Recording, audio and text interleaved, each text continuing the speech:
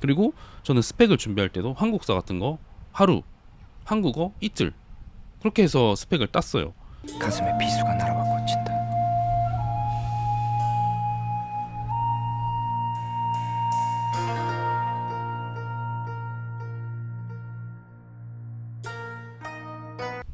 짜나 여러분 반갑습니다. 짱그레입니다.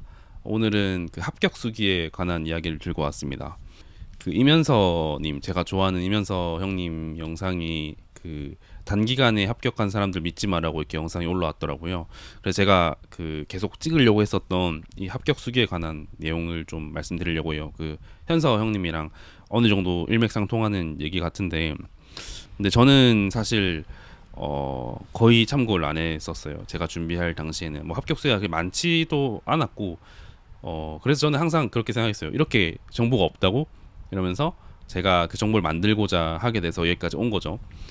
근데 이제 합격 수기가 좀 문제가 있습니다. 특히나 공기업 준비하시는 분들 입장에서는 이게 그 차이점이 있는데요. 일단은 저희가 뭐 CPA라든지 뭐 노무사 변리사 이런 여러 가지 전문직 시험과 공기업 취업 준비의 그 어떤 프로세스의 차이점을 보자면, 사실 그런 시험들은 합격 수위가 좀 많이 유용할 수 있어요. 뭐 단기 합격이라든지 아니면은 뭐 어떤 식으로 책을 공부하고 어떤 일정 어떤 기간에 어떤 식으로 공부를 해야 되고, 왜냐하면 그건 1년마다 있는 시험이다 보니까 굉장히 계절성이 있단 말이에요. 물론 저희도 계절성이 있지만 훨씬 더 그걸 좀 철저하게 지켜야 되는 시험들이죠.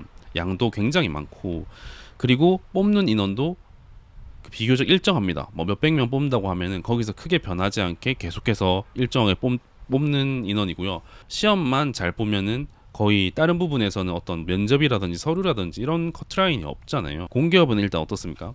300개가 넘는 공공기관이 이렇게 저마다의 전형과 저마다의 일정과 저마다의 스타일을 가지고 이제 채용을 진행하고 있죠.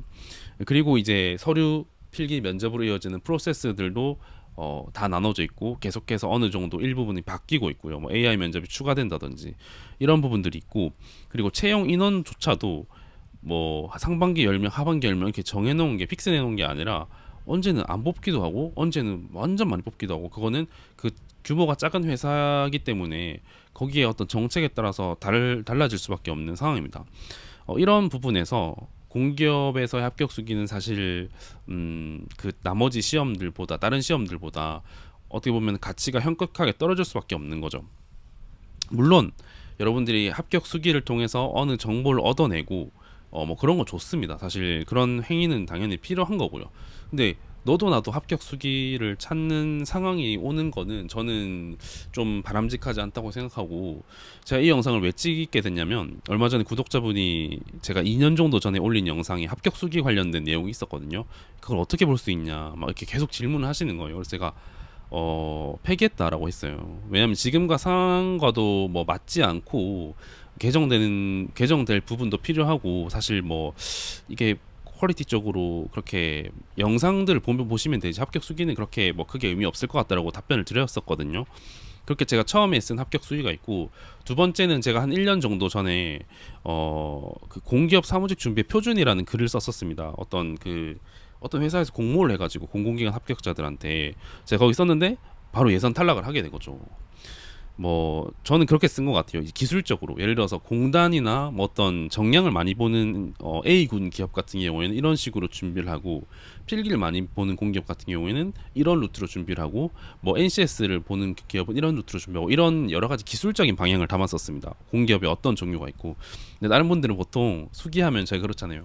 막 역경을 이겨내고 막 어떤 가난함을 이겨내고 그런 메시지나 스토리들이 더 중요했던 거죠. 뭐 저는 그런 거에 대해서 뭐 비판할 생각은 없고요. 그냥 아쉬웠어요. 이 정도로 하는데 안 뽑아준다고? 그런 생각이 들 만큼 이제 그 합격 수기도 제가 폐기를 했어요. 지금은 그냥 저기 폴더 하나에 처박혀 있는데, 그런 것들도 되게 좋은 자료가 되겠죠. 하지만 이제 합격 수기 자체에서 오는 오류들도 있습니다. 예를 들어서 저희가 합격을 하게 되면 어떻게 되죠? 저희 대한민국은 특히나 결과론적인 그런 가치를 굉장히 많이 두고 있습니다. 그래서 제가 똥으로 해도 합격하면 장래이고, 정말 뭐 좋은 방법으로 해도 탈락하면 아무 의미가 없는 게 이 취준이고 저희 대한민국의 어떤 지배적인 현실이잖아요. 그래서 사실 그런 부분이 있습니다. 내가 합격한 순간 내가 하는 거의 모든 루트들이 프로세스들이 옳게 보여요. 내가 이렇게 고생해서 비효율적으로 한 것들도 합격했으니까 이게 결국 합격을 위한 좋은 경험이었다라고 포장이 되는 거죠. 하지만 실제로는 그렇지 않습니다. 정말 그런 합격 수기가 정말 제대로 됐다면 여러분들한테 이런 부분은 정말 효율적이지 않아서 가장 효율적인 방법 그리고 가장 좋은 방법으로 이끌어줄 수 있는 합격 수기가 돼야 되는 거지. 본인의 그런 어떤 그 흥분된 감정으로 써내려가는 글에 대해서는 편향성을 가질 수밖에 없습니다. 저 또한 당연히 그렇고요.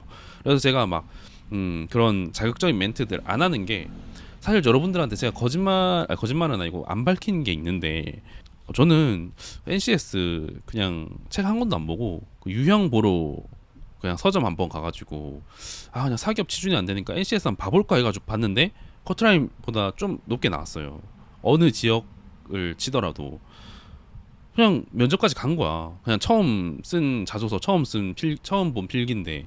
그리고 저는 스펙을 준비할 때도 한국사 같은 거 하루, 한국어 이틀 그렇게 해서 스펙을 땄어요. 그 다음에 은행 NCS 같은 경우에는 제가 준비 하나도 안 하거든요. 안 했거든요. 근데 제가 시험 치를 때 항상 그랬어요. 좀 건방지게 나는 이 시험은 영원히 합격할 거라고. 내가 사는 동안에는. 그러니까 점수가 꽤 높았어요. 제가 저보다 잘 찐 사람을 거의 못 봤어요. 공부를 안 했는데도 불구하고. 근데 이거에 대해서 여러분들은 되게 불쾌하게 생각하실 거잖아요. 왜냐하면은 막 왜 뭐 정당한 노력을 한 것 같지도 않고 막 뭐 합격 수기에 있는 내용들이 사실 그런 것들은 싫어요가 더 많이 달릴 거예요. 악플 많이 달리고. 근데 이게 불편한 진실입니다. 여러분들한테 안 밝혔지만 여러분 동요할까봐 안 밝혔지만 그렇습니다. 사람마다 베이스가 다르고 지적 수준이 다르고 어떤 공부하는데 속도감, 센스, 환경 여러 가지 성격들도 다 다릅니다. 저는 그런 것 같아요. 막 저보고 은행 NCS 공부 하나도 안 했다고 하면은 되게 어이없어 하거든요. 근데 그런 거는 안 묻는 거죠. 제가 대학생 때 학사 경고를 받았어도 매일 경제신문 읽었어요. 그 수업은 안 가도. 그러면서 제가 어느 정도 궤도에 오른 것 같거든요. 뭐 제가 잘하는 건 아니지만 딱 그 수준에서 머물러 있는 거죠. 아무튼 이런 식으로 합격 수기에는 실제로 어떤 그런 불편한 진실들을 감춰지고 사람들이 읽기 좋은 글 그리고 어떤 매혹적인 글로 편향될 가능성이 굉장히 높습니다. 그래서 뭐 합격 수기가 쓰레기다 이런 얘기는 아닙니다. 근데 저는 적어도 여러분들이 이런 사실을 알고 오히려 저는 실패 수기를 많이 보라고 해요. 제가 사실 이 짠글에 모태가 된 그 조회수 몇천 나온 글이 있거든요. 그 양날의 검이라고 통합전공 관련해 가지고 그걸 제가 언제 썼냐면 최종 그 불합격한 날에 썼습니다. 너무 공부도 안 되고 진짜 미칠 것 같은 거야. 막 자살할 것 같은 거야. 그러니까 그냥 내가 공부한 거 정리라도 하자 해가지고 이렇게 해서 난이도는 이 정도였고 이 정도 공부하시면 될 것 같습니다. 굉장히 디테일하게 썼었어요. 그게 제 학교 커뮤니티에서 그 글을 모르는 사람은 공기업을 준비하는 사람 중에 없을 거예요. 그만큼 히트를 쳤고 제가 나중에 합격하고 나서도 굉장히 소중하게 생각했던 글인데 그렇게 여러분들이 실패했을 때 오히려 그 드라이한 감정들을 기록하세요. 여러분들이 기록하시고 여러분들이 지금부터 준비할 때는 내가 실패 수기를 써가는 거다. 근데 그게 나중에 모여지면은 합격 수기의 페이지별로 실패 수기가 적혀 있는 거다. 그것이 합쳐져서 합격 수기가 된다. 이런 식으로 준비를 하시면 될 것 같아요. 쉽게 합격하는 사람들도 있고 정말 길이 다 다릅니다. 제가 하루 만에 한국사를 했다고 해서 그게 꼭 옳은 건 아니에요. 물론 효율성은 좋겠죠. 하지만 저는 이 습관 때문에 큰 시험을 놓친 적도 있고 제 공부 어떤 습관들 같은 경우에도 굉장히 잘못된 부분이 많습니다. 벼락치기를 하고 제가 그래요. 공부를 시작한 것도 좋아하는 친구한테 공부를 가르쳐주기 위해서 시작했고 제가 영어 강사도 몇 개월 했었고요. 그러다 보니까 이제 학생들과 교감도 많이 하고 내가 아는 내용을 어떻게 가르쳐야 될까에 대해서도 고민을 많이 했었습니다. 그렇다 보니까 저는 오히려 제가 공부하는 것보다 가르치는 게 좀 더 재밌어요. 가르치려고 공부하는 게 너무 재밌고 그런 부분에서 저는 이렇게 영상을 만들고 있는 거고요. 그렇기 때문에 저도 의심하시고 짱그래도 의심하세요. 야, 쟤는 이렇게 했다는데 정말 될까? 이런 식으로 의심하셔도 됩니다. 그러라고 만든 영상이에요. 여러분들의 선택이고 여러분들이 떨어져도 제가 책임져 드리는 거 아니에요. 그렇기 때문에 항상 모든 것에 의심하고 나 자신도 의심하면서 확신을 점점 가지시는 그런 준비 자세가 필요하다고 생각합니다. 아무튼 오늘은 영상 여기까지 하도록 하겠습니다. 여러분 좋은 밤 되세요.